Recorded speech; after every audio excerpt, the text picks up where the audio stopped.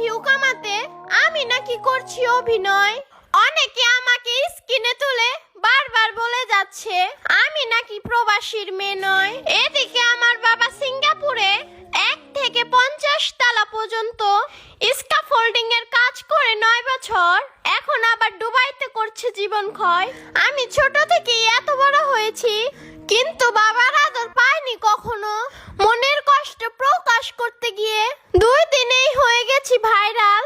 সকল প্রবাসী আঙ্কেলরা ভালোবেসে 6 লক্ষ ফলোয়ার করে দিল ডান। স্ক্যাফোল্ডিং এর কাজ করেন যারা, বুঝবেন আমার বাবার কষ্ট তারা।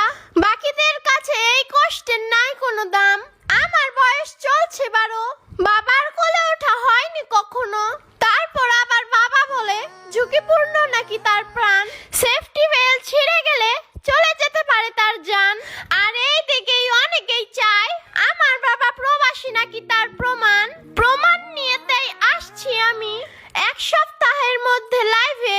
সাথে থাকছেন দুবাই থেকে আমার বাবা ভিডিও কলে।